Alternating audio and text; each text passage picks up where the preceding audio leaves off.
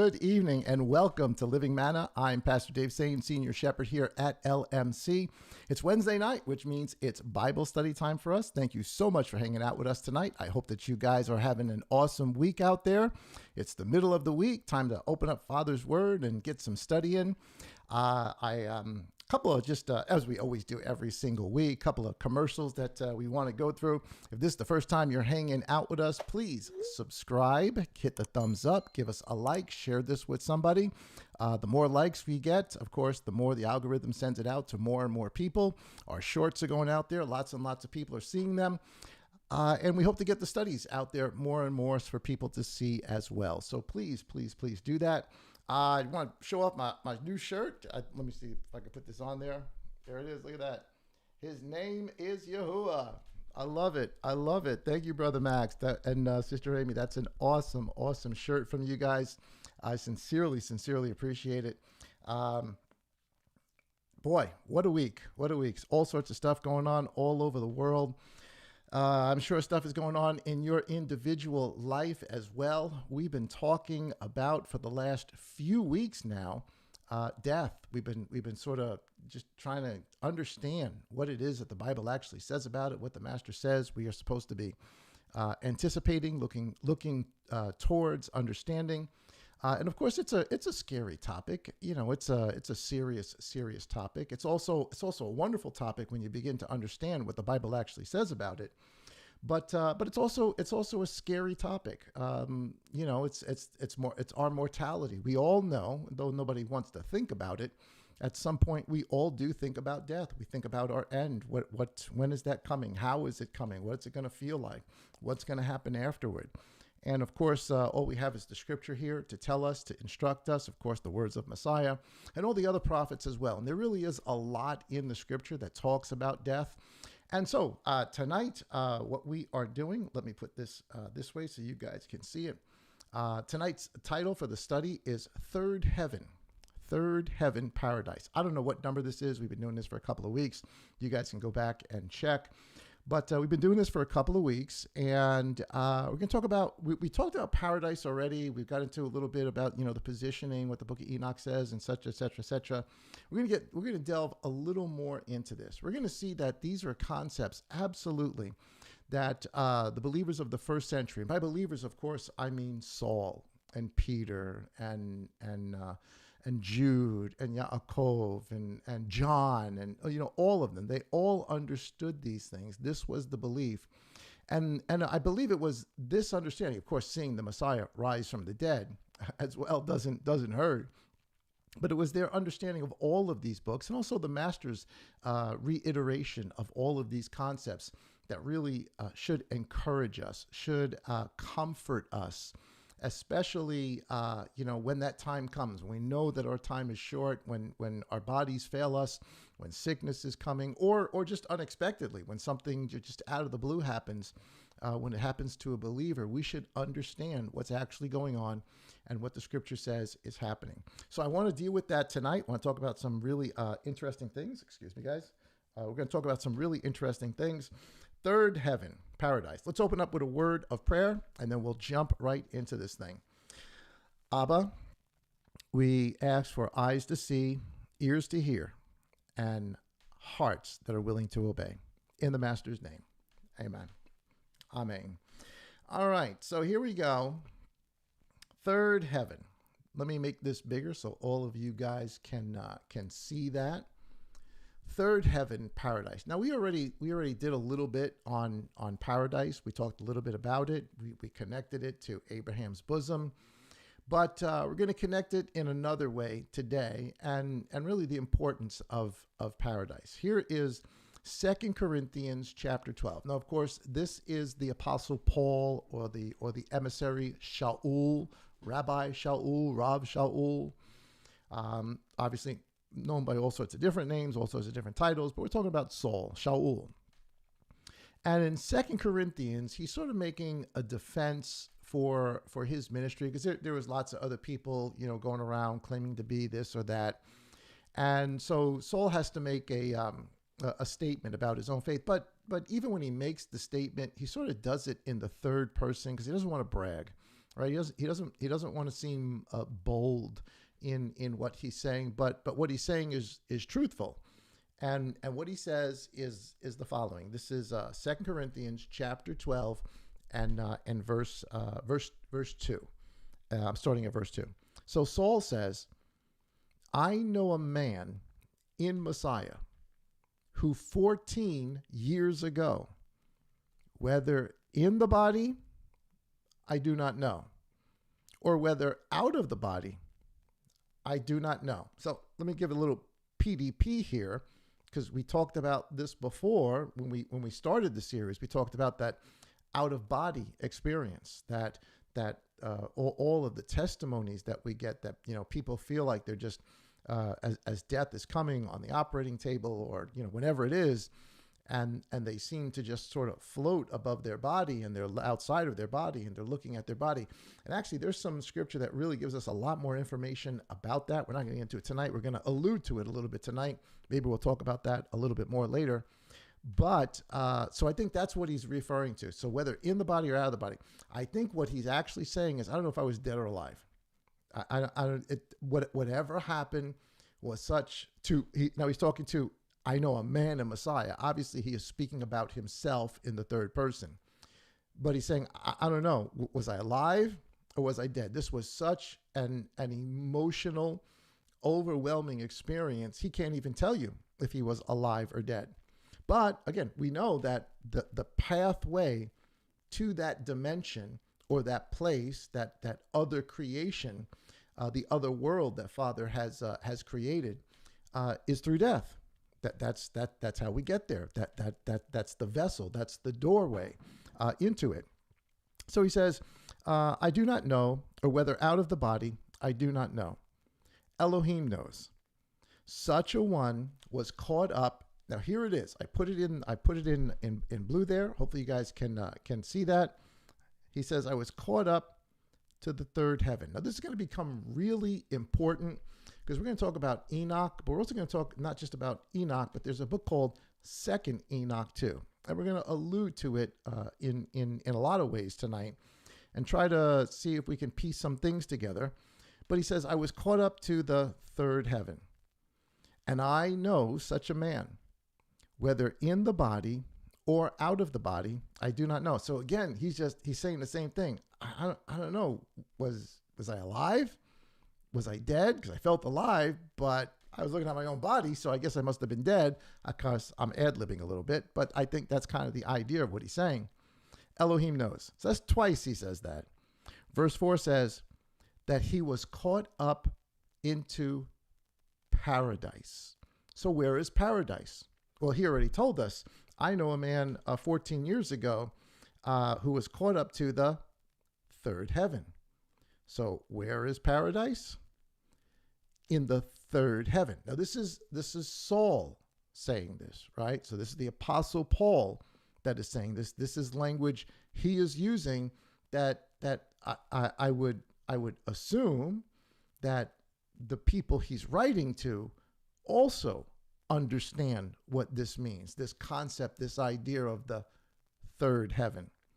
He says, and while he was in the third heaven, or in this place of paradise, and he heard unspeakable words, amazing things. He began to understand, to hear around him, revelations, understandings, which is not right for a man to speak. So it doesn't necessarily tell us what those words are, but evidently this was really a crazy experience for him. And I love the picture there. You sort of see, cause he says I'm caught up, right? So he says he goes up, and just a neat sort of stairway into that paradise, that place, that third heaven, whatever that happens to be. But I thought just a neat picture to kind of put there for a visual in the back of our minds. All right, so that's Saul's words. But remember, he calls this paradise. This third heaven he calls paradise. So where does he get that from? Where do these words actually come from? Well, we already sort of went over this just a few weeks ago with the thief on the cross, as the Messiah is speaking to the thief. This is Luke chapter 23, starting at verse 39. We did this before, but just for some review. It says so the two thieves are on the cross with him. They're all hanging there. They've all been sentenced to death. It says, and one of the evildoers who were hanged was speaking evil of him, saying, "If you are the Mashiach, the Messiah, save yourself and us." But the other responding rebuked him, saying, "Do you not even fear Elohim, since you are under the same judgment?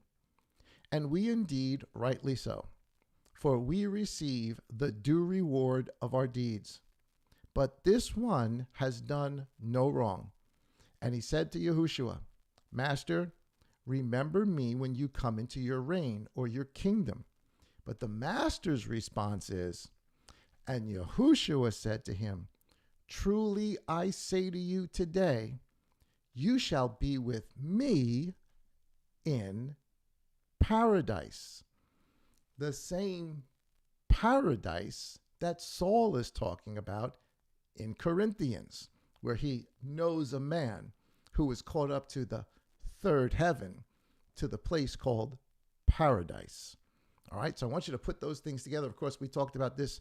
This is just another reference or analogy to the bosom of Abraham, the story that comes in the gospel according to Luke, and another gospel as well, but the story of the rich man and Lazarus, we talked about, I think, that last week. So paradise. So this is mentioned again. Here's this concept or this idea of paradise. And here's the master. And I want you to pay real close attention to what he's telling the thief on the cross. When you die, on this day, because they're going to die on this day, you're going to be in paradise. But he's not going to be in paradise alone. Messiah will be there with him. Now, of course, we read some verses that says Messiah also preached after the resurrection. He preached to the people that were in the prison part of Sheol, because paradise is part of Sheol, but he preached to the prisoner part of Sheol, the place of torment. And we know he obviously rose from the dead 3 days later. So the question is, does Messiah still have access? Does he still move back and forth from that place of third heaven, paradise, and the Father's throne? Because no doubt he sits on he's at the right hand of the Father. I don't know if that means that he's actually sitting at the right hand of the Father. Though I know Stephen looks up and he says, "I see the Son of Man sitting at the right hand of the Father." But does that mean that he's always right there, or does that mean that he's there in position, he's there in authority? But that for every soul that passes on, that you get to see the Mashiach in paradise, just like the thief on the cross here.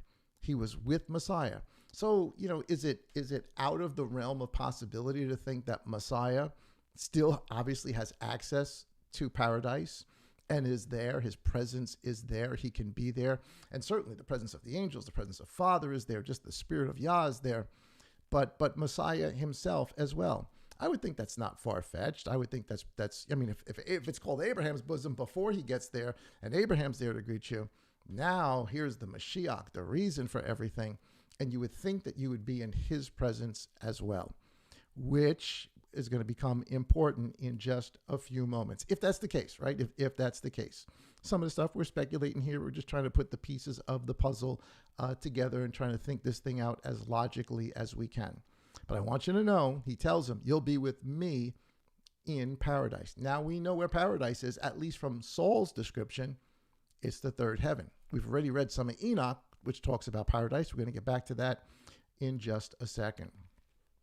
So here's a little bit of a dilemma, I guess you could say. See, there's two books of Enoch. Excuse me, guys. There's two books of Enoch. There's First Enoch, and of course, the second book is called Second Enoch. And we've been talking about, or I've been giving you references from the first book of Enoch. And in the first book of Enoch, which no doubt, at least the latest copies, the earliest copies that we have still in existence today, are from about 200 or 250 years before Messiah, right? So this was there way before Messiah comes. Now, of course, at least the concept is, even though the latest copies we have are from 200 or 200 something years before Messiah, that the story is much, much older than that. And it's been recopied and recopied and recopied and recopied. And so the latest copies, or the earliest copies we have, are about 200 and something years from the Messiah. It is a book that contains 108 chapters, and the book breaks down this way predominantly. It consists of what's called the Book of the Giants, which is the story of the Watchers, the fall of the Watchers, the Nephilim, all that kind of stuff, which is definitely complementary to the Book of Genesis. And just amazing. I mean, a mind-blowing story when you read it. And I know sometimes you can read and say, "Oh my goodness, this is just so crazy and out there." But is it more crazy and out there than walking on water? Is it more crazy and out there than feeding 5,000? Is it more crazy and out there than rising from the dead? Is it more crazy and out there than opening up the waters and walking across on dry land? Is it more crazy than bread falling from the sky? No, it's all pretty crazy, all of it, all the way across. And I guess that's why we say faith, but it's more than that. So it has the Book of the Giants, that whole story. Then it has what's called the Book of the Parables, or the Book of the Mysteries, and these are revelations about the Messiah, the one called the Son of Man, who is coming, the Holy One who has been hidden in the brightness of the Father, like the moon is hidden in the brightness of the sun, as the phases of the moon begin. It's hidden. It's a dark moon. You can't see it until the fullness comes and the whole story is told, or the whole full moon comes out. You don't know that, you don't see the whole picture yet. And that's sort of the analogy of the Messiah. And amazing prophecies. And of course, you can take all of those. They are quoted by Messiah. They're quoted by Peter. They're quoted by John. They're throughout the New Testament. They have Old Testament references. They're all over the place, right? It's part of everything. And I think that's probably one of the reasons why the Sanhedrin in the first century got rid of, or took Enoch out of their what we would call the canon, but the books that are acceptable to read. Because when you read that book, you can't help but see Messiah. And the fact that you can't see, it's obvious. It is so obvious. You have to trip over it. You have to try, even if you ignore it, you can't help but trip over it, because Messiah is everywhere in this, the Son of Man. All right, so that's that. And then it also contains what's called the Book of Astronomy, or the calendar. And it talks about the sun and its path through the sky, the moon and its path, the stars and its path, and what those things do. All right, so 3 different phases to what we call the Book of Enoch. It's the whole story of him just having this amazing supernatural, seeing all of these different places in the place that we would call heaven. And yet, in First Enoch, we don't get the language of first heaven, second heaven, third heaven. We just get, and he went to this place, and he went to that place, and he went to this place. All right, so that's sort of how the narrative runs when you read the first book of Enoch. Now, there is a second book of Enoch as well. Now, this people, there's some controversy over this as to when this was actually written. Some of the I guess the earliest copies are around close to the 2nd century AD. So this is after Messiah. So, and I think the earliest copy was found somewhere in, 1800, something like that. You can look all this stuff up. It's all online. It contains 73 chapters. Now, it depends on which version you're reading. Some break it down to 73 chapters. Some break it down to 24 chapters. But a lot of the historical stuff on it is that it's not like the first book. It's similar to the first book, but it seems to be, at least the way it's given to us by the theologians and the scholars, is that it's different. It's sort of somebody writing after the fact and using all the stuff of Enoch and calling himself Enoch. Now, I don't know that for sure. I'm just throwing it out there, just trying to give you some information so you know about it. But here's the breakup of how the second book of Enoch works. The second book of Enoch is similar to the first book in that it's the account of what happens to Enoch when he's called up to that place called heaven, that place where Abba dwells, that other dimension, that other world. And in Second Enoch, he travels through 10 layers of heaven. Um, and it starts with that. He goes to the 10 layers of heaven. It ends with the onset of the flood and the talking to Methuselah and all the rest of that. And so that's the story. So this is where we get the idea of first heaven, second heaven, third heaven, fourth heaven, fifth, all the way up to the 10th heaven. Now, I'm not telling you that we should wholeheartedly accept the book of Second Enoch. I'd be skeptical of everything. Be skeptical of everything no matter what. Always take everything with a grain of salt, but test everything. So the question is, as I'm reading this, I'm looking at it because I've always, looked at Second Enoch as, no, it seems like, somebody's, just sort of reinventing the wheel here, right? He's taking the prophecies of Enoch and he's sort of going on with it. But the question is this knowledge or terminology that's used in Second Enoch, does it appear in anywhere in the gospel accounts? Because we know Enoch does. The master quotes Enoch, John quotes Enoch, Saul quotes Enoch, Jude quotes Enoch, Peter quotes Enoch. The whole book of Revelation is like a quote from the book of Enoch. So it definitely, at least first Enoch, appears everywhere. But what about Second Enoch? Are there concepts or principles? And if there are, how do we square that circle? How do we understand this? And I'm not telling you I have the answers. I'm just asking the questions and having you ask the questions as well. So here we go. Here is Enoch, the second book of Enoch. I want you to separate them in your mind. First book of Enoch's the whole story, but he doesn't talk about first, second, third, fourth, fifth heaven. It's just, he took me here, he took me there. It was west of this, it was east of that, it was mountains this way, it was a valley of this way, it was a lake of fire, it was a river, it was darkness, right? He explains all of that. It was a throne that went up to the heavens. It was more than you could even imagine, as high as you could imagine, a beautiful forest like you couldn't imagine. So that's the first Enoch's description. In the second book of Enoch, he talks about, so what is the first and second heaven? I'm just going to give you a little bit of review. I'm not going to go into it in detail. But first and second heaven. If we're looking at the book of Second Enoch, because it's really the only place that these things are defined, the first level, according to Second Enoch, is the firmament. It is that which is above our atmosphere, and the way Second Enoch describes it is that it is a vast ocean, a vast sea, bigger than any sea we could imagine here on the planet. And it has 200 angelic beings over the stars, over this place above the firmament. So there's the layer of the place that we call Earth. Beyond that is the firmament. At least that's sort of the idea that you get as you're reading the book. So is this mentioned anywhere else? Well, oddly, yes, we get something similar, this concept that there is a dividing line between this creation and that creation. Or let me say it this way, this world and that world. And I know we don't often think of it in those terms, but you're going to see tonight, I'm going to show you some verses that explicitly say that Father actually created two worlds. Purposefully created two worlds, this one and another. And at some point, there's going to be a new creation of everything, right? Everything's going to be created. This is Revelation 20 or 21.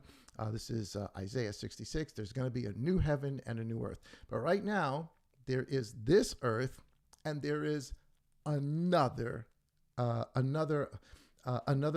place, another creation, another world, if you would.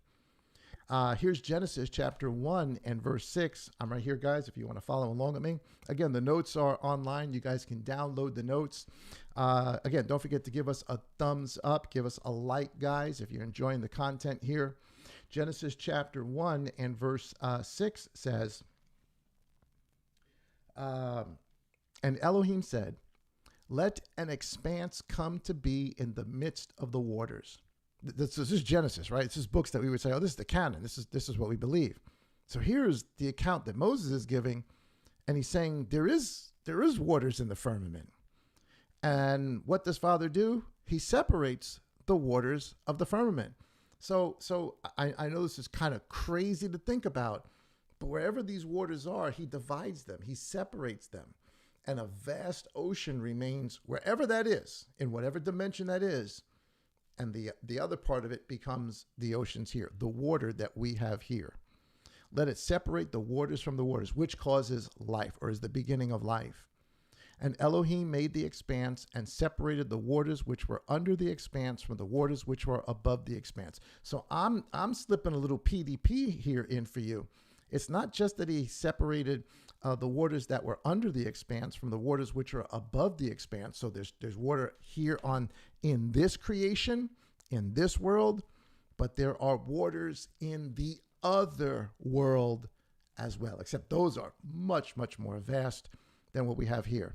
And it came to be so. So I'm not saying that this is that second Enoch is right. I'm just saying, hey, listen, you look at Genesis 1:6 and okay, well, it's talking about the first, at least what second Enoch would call the first layer, or the first level of heaven. The second heaven, when you read the book of second Enoch, is about the prison, what we would call Tartarus. We already read some of that. We'll look at the scripture in just a second. But it's the prison for the angels, those who fell. It's a prison for the watchers. Now, we read that in first Enoch too, except in first Enoch, he doesn't call it the second heaven. He just says, he took me to a place and it was dark and it was dismal and there was a mountain and they were in chains. So he describes the whole thing in great, great detail, but he never actually says that it was what we would call the second second heaven. So here is 2 Peter. Give me just a second, guys. Sorry about this. I got to put this out.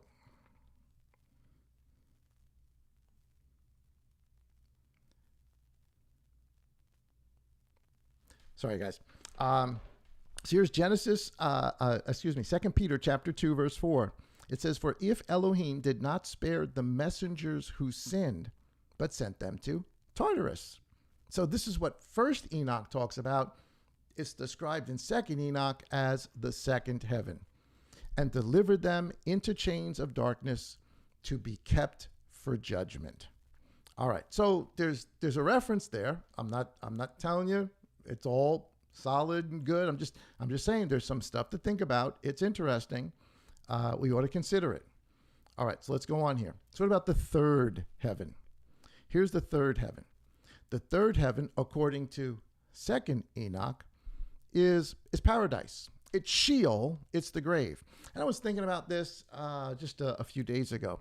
You know, all the scriptures we read when the Master says that the time is coming and shall be when the Son of Man shall shout. He'll make his call, and those who are in the graves will rise. Now, very often we think about that, and I've seen, awesome pictures and paintings of, just a graveyard at the side of a church. And of course, the trumpet call is blasting, and all of a sudden you see the graves sort of just exploding as bodies are coming out of the grave. And I'm honestly not sure that that's what it means. I don't think that it's my opinion. This is just PD. I'm just sharing my thoughts with you. I don't think Father's going to recycle this body. It's not like we're like a plastic bottle or something. We've got to be recycled. He's got to use the same parts and just sort of mix them up. And so what happens to the person that gets burned up in a fire, or the person that's in an explosion in war, or the person that falls off a boat and falls into the ocean, and fish eat him, and then bigger fish eat that one, and bigger fish eat that one, and you're just spread all. There's nothing left of you. You're just digested. And you're pooped out in the ocean, and you just you fall to the ground as dung. So is Abba going to reuse this matter, this thing? We're going to find out in a second. This thing is corruptible. It cannot be before Abba. So I think when it talks about us coming up from the graves, when the Master says that the grave shall open and the dead in Messiah shall rise, I don't think he's talking about the graves that were buried in the ground. Because the word grave is Sheol, the place where the righteous are kept. That grave, I think, is what he's referring to, will open, and we will rise up in glorified bodies. I don't think coming out of a coffin or coming out of an ossuary or a mausoleum or whatever things or a jar, whatever things it is that we bury ourselves in. I don't think any of that is what he's talking about. At least this is I'm spitballing here, guys. I'm just sort of thinking.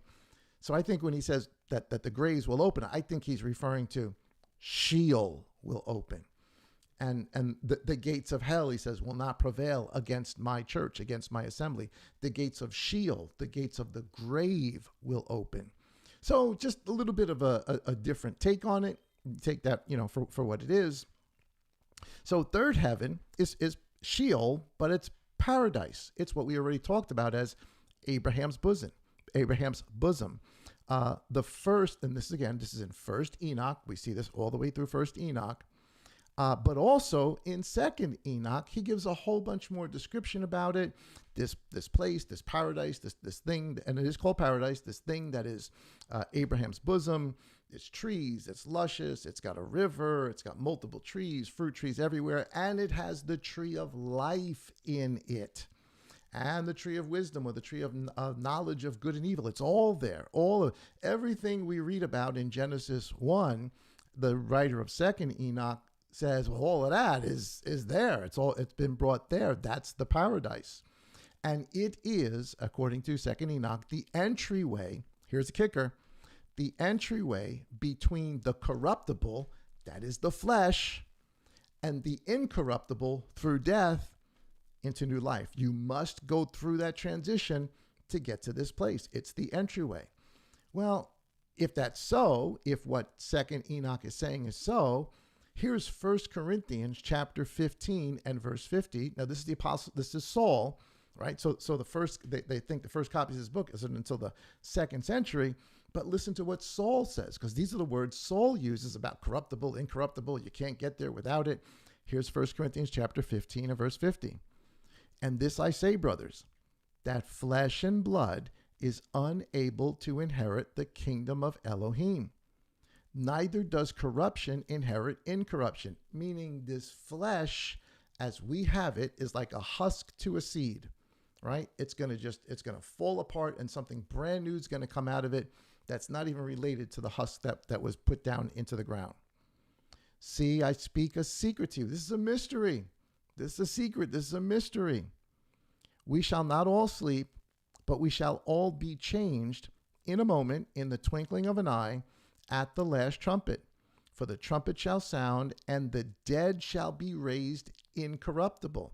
So he's talking about those who were corrupted by the flesh, have died, have entered into this place called paradise, and at the trumpet they will be raised incorruptible. Bodies not like the body they had when they were laid into the ground. For the trumpet shall sound, and the dead shall be raised incorruptible, and we shall be changed. For this corruptible has put on incorruption, and this mortal has put on immortality.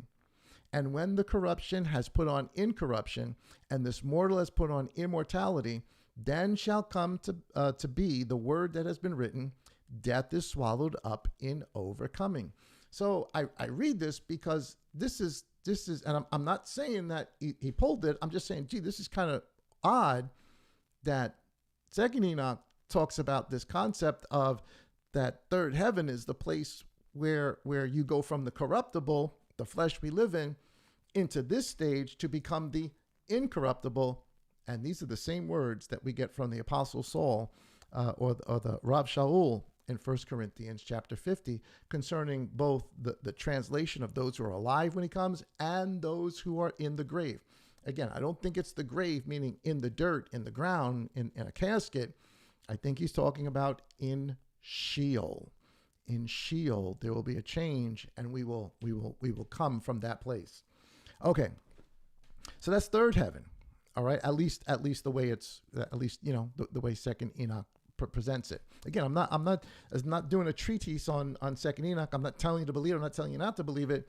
I'm just saying, hey, there's some interesting things here. Let's take a look. So here's third heaven. So third heaven is this place of paradise. But third heaven in First Enoch, or at least this place Sheol in First Enoch, is both a place of paradise, but it's also a place of torment. There's another part to it. When we did the whole chart, there's Tartarus, then there's Sheol, and two parts to Sheol. Well, again, so let's this is so one part is paradise, one part is torment. Now this makes sense. So here's again one of the verse we opened up with. Here's Saul, and now just going over what we just went over, that the only place you get the concept of, a third heaven where paradise is out of the book of 2nd Enoch. It's in 1st Enoch. It's just not called that until later on in 2nd Enoch. 2 Corinthians 12:2, I know a man, a Messiah, 14 years ago. We read this, whether in the body, I don't know. Whether I was dead, I don't know. Whether out of the body, I don't know. Dead or alive, Elohim knows. Such a one was caught up to the third heaven. Why would he call it third heaven? Why would he use that term? Where does that term come from? Because it supposedly doesn't come along until much, much later on. But here he is using it. Third heaven. And what does he call this third heaven? And I know such a man, whether in the body or out of the body, I don't know. Elohim knows that he was caught up to paradise. Of course, he's talking about himself. He's saying he went there. Now, I'm gonna use some conjecture here.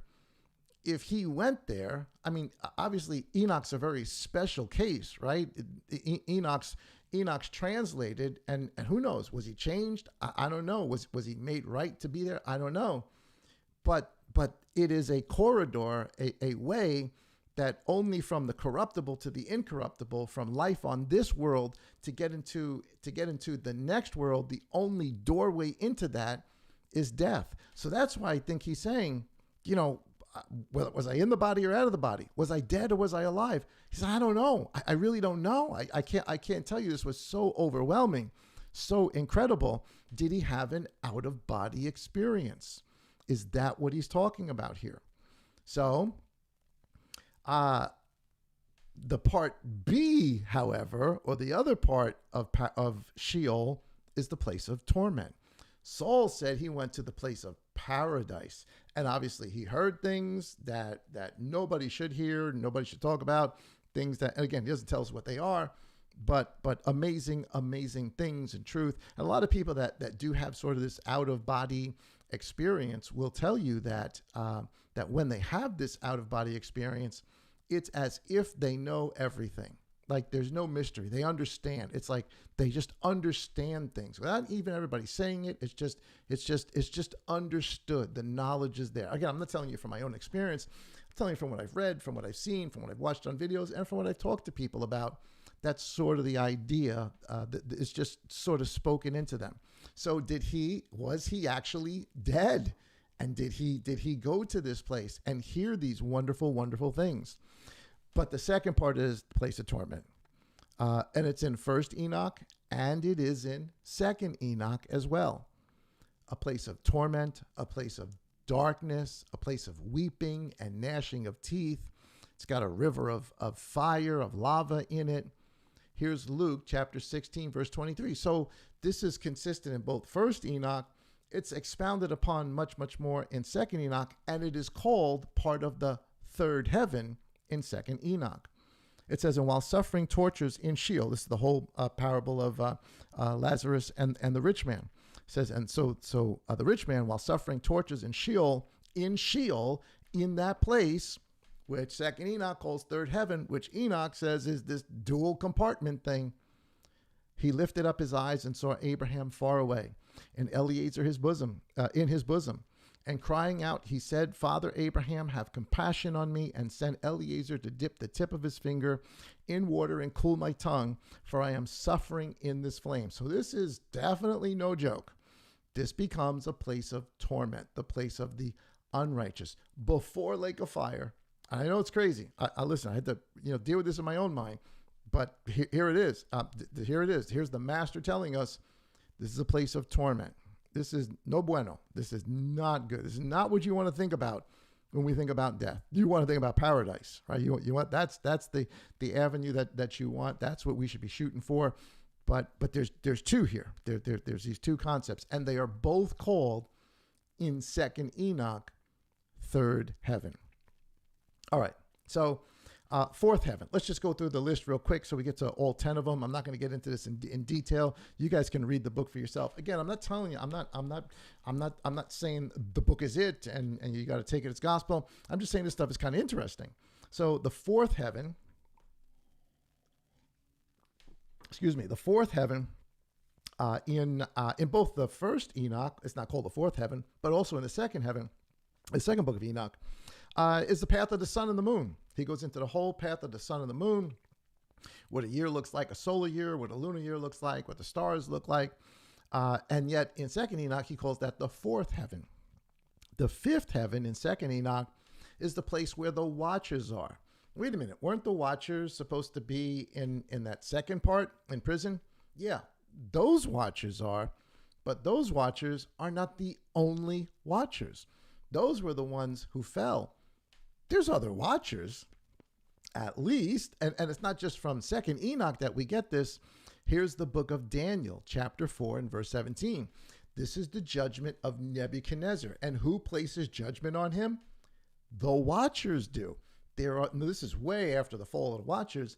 There's more than just the watchers that fell. There's these watchers as well. Daniel chapter 4, verse 17. This matter is by decree of the watchers, and the command by the word of the set apart ones, so that the living know that the Most High is the ruler and king of men, and gives it to whomever he wishes, and sets over it the lowest of men. So they're judging Nebuchadnezzar, but who's judging him? The watchers are. So is it inconsistent, this idea that there's a place for the watchers? Well, that makes sense. Yeah, I'm not saying, it's valid. I'm just saying the concept is valid because we see it here in the book of Daniel as well. The sixth part of heaven, or the sixth heaven, second Enoch tells us there are 7 groups of angels that track the movement of the stars. Well, that also appears in first Enoch, but it's not called the sixth heaven.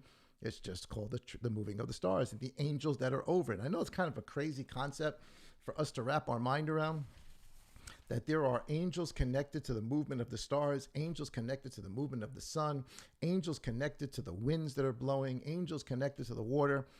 And I know it's weird for us to think, but just because we don't see it, just because that's not how it's manifested in this world, doesn't mean that it isn't affected in the other world, that those things aren't true. I know it's a crazy thought to think, but that's what we're told here. So now the seventh level of heaven, or the seventh heaven, are the angels around the throne, called the divine council. These are the principalities and powers, according to second Enoch.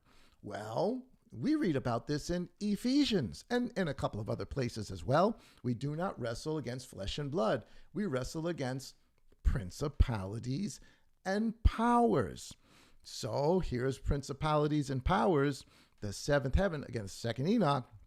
Ephesians chapter 3:10 says, so that now through the assembly, the many-sided wisdom of Elohim might be known to the principalities and authorities in the heavenlies. They didn't even understand Father's whole plan, what this whole thing was about. Not until Messiah is revealed and the resurrection is revealed, then they began to understand. According to the everlasting purpose which he made in Messiah, Yahushua, our master. So he's telling us even the divine council didn't understand the whole story. Pieces and parts of it, obviously, but Father was doing something much, much bigger. So the eighth level of heaven are the seasonal changes, spring, summer, winter, fall. I know it's hard for us to think angels are involved in all of that, but that's what we're told, if second Enoch is correct. The ninth is the home of the Mazzaroth, the zodiac. And the 10th level is Yah's presence himself. And it's described so here's second Enoch says he sees Yah. And when he sees Yah as though it's iron in a furnace, just bright red, burning, just sort of this lava color. That's how he sees the eternal one. Almost very similar to what you see in the book of Enoch, when he sees the wheel within a wheel, and the one he sees on that throne. He's burning like fire, like burnished bronze or brass. So that's the description of the 10 levels, at least by second Enoch. Obviously, you can find a lot of this in first Enoch, just not described the same way or given the same titles. So the question is, what I want to pose to you guys. So Saul says he went to paradise, and he calls it specifically the third heaven. See, that's what gets me. So why is he using that term? If this was something that was unknown, if this wasn't verbiage of the day, if this wasn't theology of the day, if this wasn't understanding of the day, then why use the term third heaven? And he does. And he asks, and he poses the question, I don't know, was I alive or was I dead? So is it possible that Saul was actually dead when this happened? So, and I gotta wonder, is time in that other world, is time the same there as it is here? I would think not. I would think most everything's different. It's similar, but I would think different from here. So is a day is 1,000 years there the same as a day here? I don't know. So could Saul have had this experience where he doesn't know, was I in the body? Was I out of the body? Was I dead? Was I alive? I don't know. Elohim knows. But I went to paradise. Who goes to paradise? People that die go to paradise. The doorway from the corruptible to the incorruptible. And of course, the paradise he's talking about, the Sheol he's talking about, is not the torment side of Sheol. He's talking about the paradise side of Sheol. And he heard the most wonderful things. This affected him so much, changed. I mean, obviously, meeting the master and having his eyes blinded and the scales come off changed his whole life. This changed him even more. And I'll prove it to you in just a second. So my question is, was he in the body or was he out of the body? Well, here's a couple of things to think about. Here's Acts chapter 14 and verse 19. It says, but the Yehudim arrived in Antioch and Iconium, and having won over the crowds, they stoned Shaul. So a riot's breaking out. The Jews come in, they're stirring everybody up against these people of the way, that they're saying they're blaspheming, they're just bringing down our God, they're talking about crazy things. And the crowd turns against Shaul and others. And what do? They stoned Shaul and dragged him out of the city, thinking he was dead. Now, I want you to think about this a second. Well, that's just a picture right there, right? And even the picture doesn't do justice. Think about what it means to be stoned, to have a couple of hundred, if not 2, 3, 4, 5, 600 people picking up rocks of all sizes and throwing them at you mercilessly until you fall down. And even when you fall down, they're still throwing them at you, hitting your head and your face and your arms and your chest. And then once his body is limp and dead, because they think he's dead, they drag his body through the street to throw it out of town. I wonder, is this what happened 14 years earlier? Is this when he was in the body or out of the body? I don't know. Is this when he went to third heaven? Is this when he heard amazing things that just cannot be uttered? I don't know. I'm speculating. I'm spitballing, but that kind of makes some sense to me. Did he have an out-of-body experience did Father take him away from the pain? Because this had to be painful. Actually, what probably really hurt is being put back into your body and then having to feel all of this.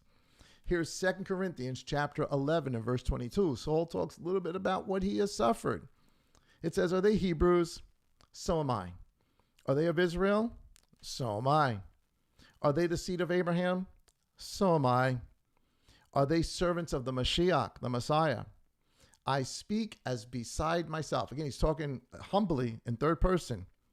I am more. In labors, much more.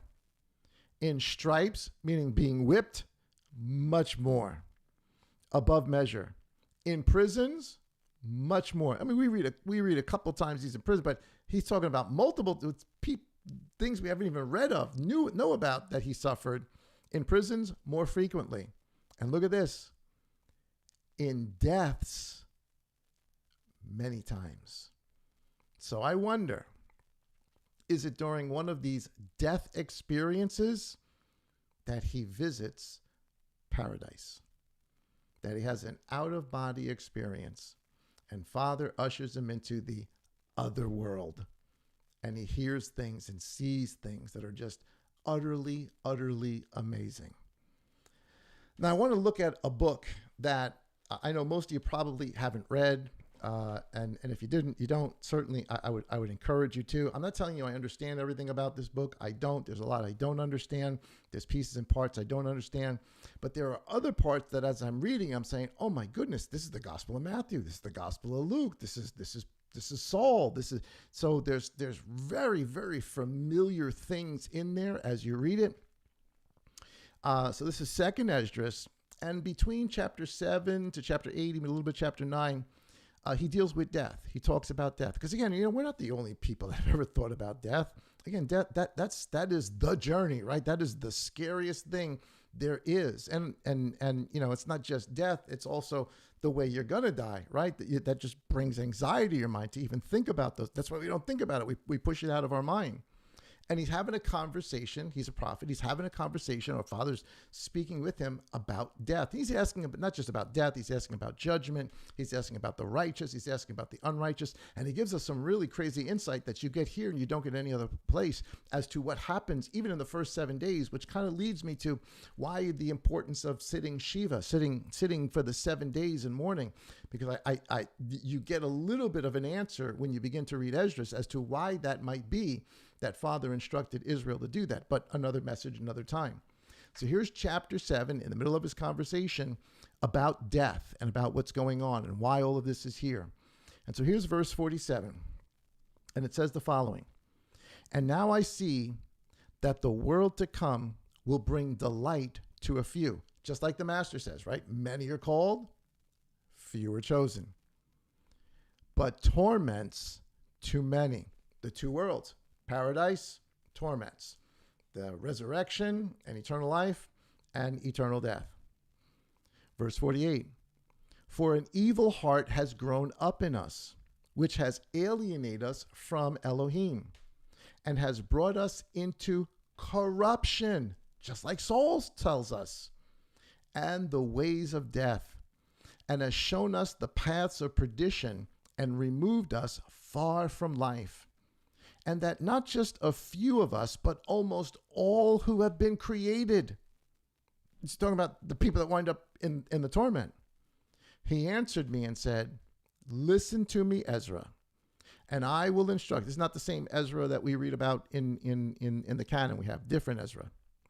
"Listen to me, Ezra, and I will instruct you, and will admonish you again." Now look at this. I put it in blue. For all this stuff, he's saying all these people are gonna fall away, but only a few are gonna enter in. Verse 50. This is so important, guys. "For this reason, the Most High has made not one world, but he made two. He divided the firmament from the firmament. And he created the world above, or the dimension outside of, the dimension alongside of, a world alongside of us, and the world that you and I are in, where there is a struggle going on to enter from this world into that one." Verse 51, "For whereas you have said that the righteous are not many, but few, while the ungodly abound, hear the explanation for this." And he goes into a whole explanation of how this is the pattern in all of the earth.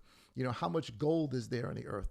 A limited small amount. How much copper is there? Lots and lots and lots and lots of copper. Lots and lots and lots of lead. Lots and lots and lots of iron. How many diamonds are there? Very, very, very few. How many rocks are there? Tons and tons of different rocks and aluminum and all sorts of different metals that, stones that are out there. So those things that are precious, even in the pattern that this world is made by, are few. And those things that are common are many, many, many. But what does Father want? Does he want the common, or does he want the few? He wants the few, the righteous. So you can read through it yourself. Awesome explanation. Helps you really sort of put this thing in perspective. All right, but the thing I want you to notice is that he explicitly says here, Abba made two worlds. two worlds. That's why when as Enoch is looking at this, he sees mountains and he sees the sun and he sees a river and he sees trees. Well, these are all elements we have in this world. The worlds are similar, not 100%, but they're similar. Here is Second Esdras chapter 7 and verse 120. It depends on what version you've got. In the version that I'm looking at, it's verse 120. And look at here as to what Esdras is talking about. So he's talking about how so many people are just futile. So many people are just iron or clay or whatever, and they're not the rubies. They're not the gold. They're not the gems. They don't want to be. They choose that. And so he says he's thinking this thing through, and he says, "And what good is it that an everlasting hope has been promised us, but we have miserably failed? Or that safe and healthful habitations have been reserved for us, Sheol, but we have lived wickedly? Or that the glory of the Most High will defend those who have led a pure life, but we have walked in the most wicked ways? Or that paradise," here it is, "or that paradise shall be revealed, whose fruit remains unspoiled, and in which are abundance and healing, but we shall not enter it." Meaning most people.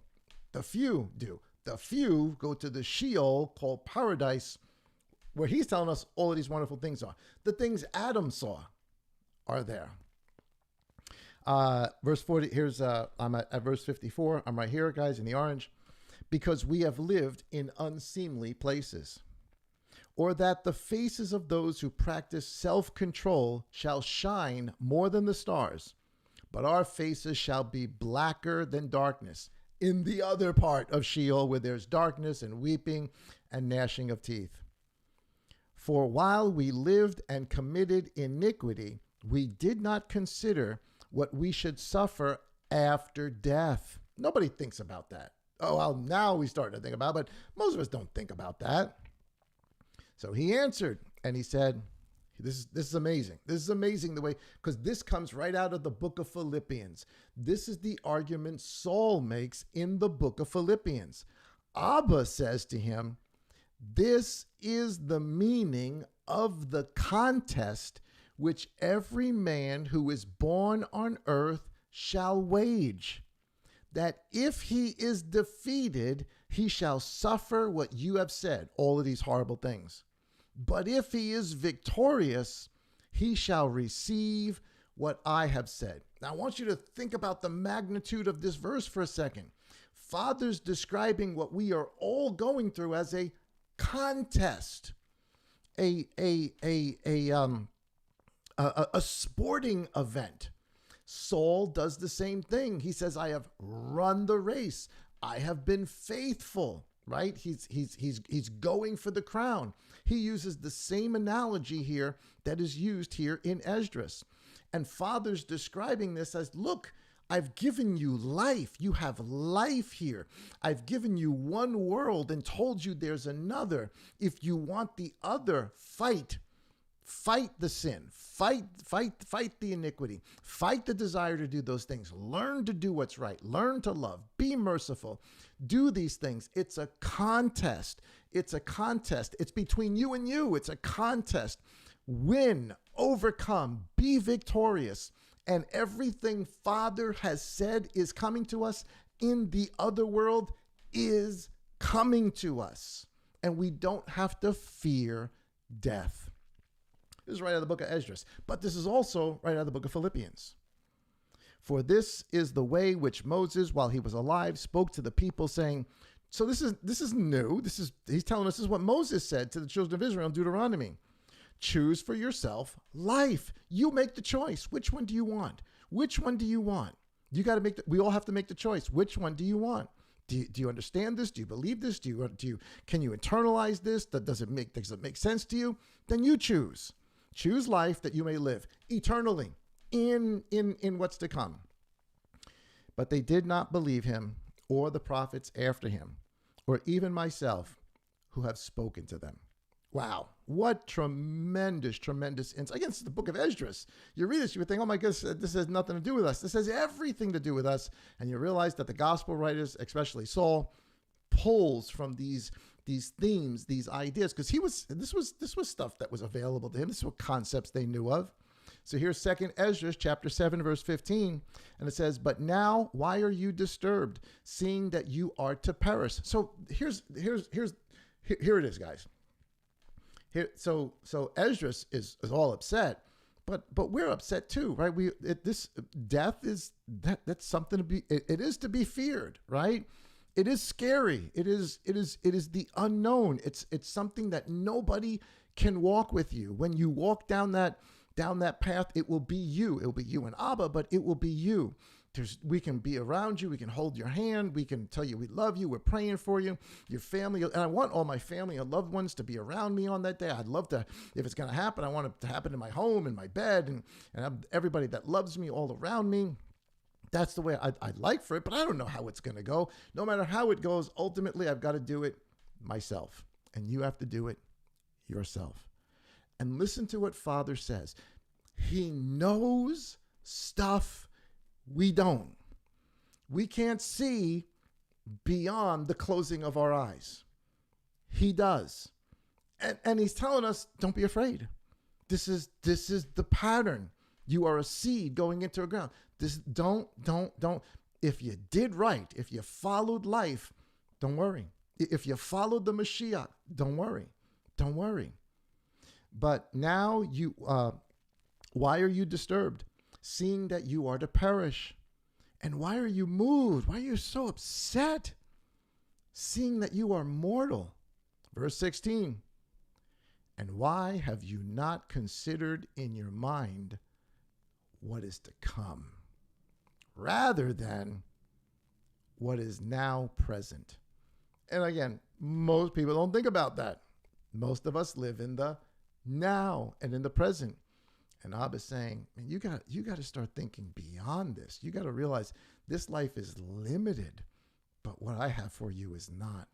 Spend the time now doing what is right, and you'll get all the things he's promised to us. Here's chapter 8 of 2 Esdras. Again, I'm skimming through, giving you pieces and parts. I invite you to read the whole thing. Absolutely amazing book. Again, I'm not saying I understand everything in Esdras. I don't. I got questions about some things. But this stuff just it connects with me. You read this and you're like, oh my goodness, yes, I understand that. Chapter 8, verse 50 says, "For many miseries will affect those who inhabit the world in the last times," including where we are right now, "because they have walked in great pride. But think of your own case," so he's talking to Esdras, "and inquire concerning the glory of those who are like yourself." So Esdras was a righteous man. Verse 52.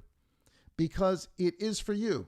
Now he's talking about Esdras. I'm reading this and I'm saying this to you. I'm giving this out to you. You are listening to my voice. You have understood who Messiah is. You who are walking in the commandments. You are walking in the testimony of the Master, of Yahushua.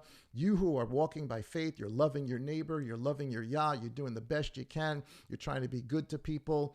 You know, you're keeping the commandments. You're keeping the to love him, to love your neighbor as yourself. You're trying to do your best in all that you do. You're feeding the poor. You're taking care of the widow. You're being the best dad, the best mom. You're really trying to do your best. You're doing it. Now, I'm not saying you're succeeding in everything. You're not failing. You're not falling down. We're doing all of that, but we're not staying down. We're getting back up and we're moving forward. You do that because it is for you that paradise is opened. Listen to that. You guys, this is what Enoch has said. Even second Enoch, again, yeah, but we'll see. But this is what Enoch has said. This is what Saul says. Paradise is opened already. Already. This day you will be with me in paradise. The tree of life is planted, just like it says in 2nd Enoch. The age to come is prepared. Plenty is provided. The city is built, New Jerusalem. Rest is appointed. A Sabbath day has been appointed. Goodness is established and wisdom perfected beforehand. You'll understand everything. The root of evil is sealed up from you. Illness is banished from you, and death is hidden. Hell has fled, and corruption has been forgotten. Sorrows have passed away, and in the end, the treasure of immortality is made manifest. This is what you and I have in store for us. This is why we should not fear death. I get it. I'm not happy about the way it might happen.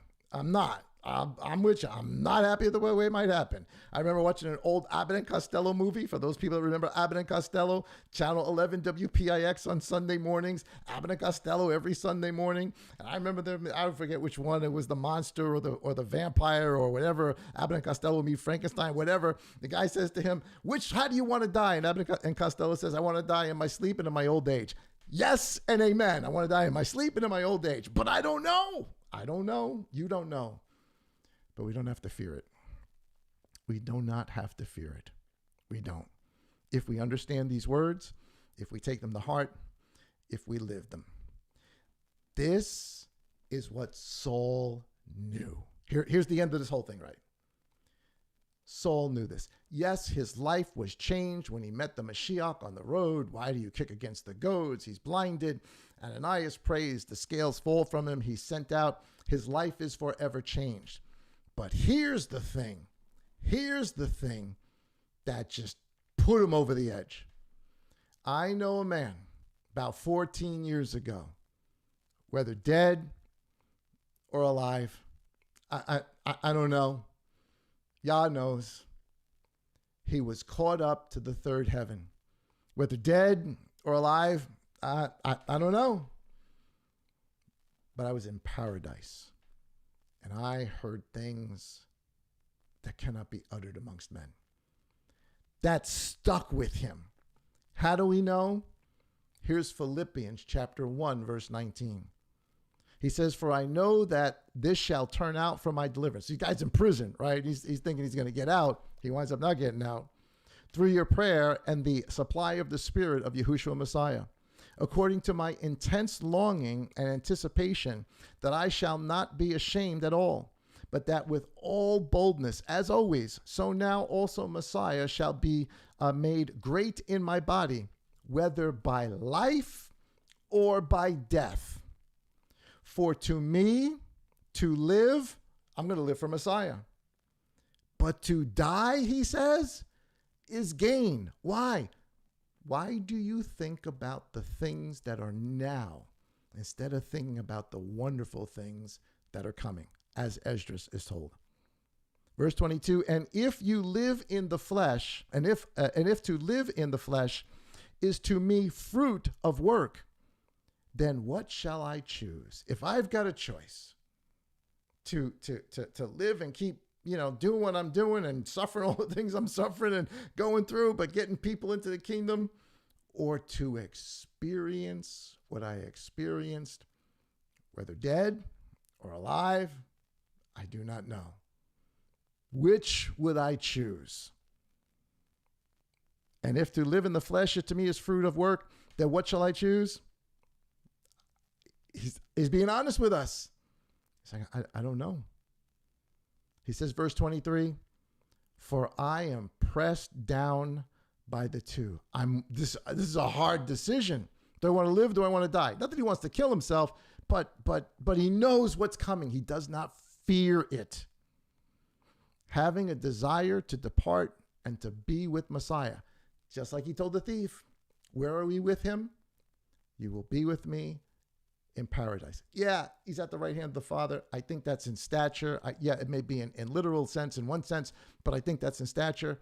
I think I think the place where Mashiach is to greet all of those who come in, that his presence is there. And can he be in both? I can zoom back and forth. Yeah, I guess so. He can, he can travel, he can go back and forth. But Saul, evidently, the last time he was there, he remembered meeting him. He remembered the presence.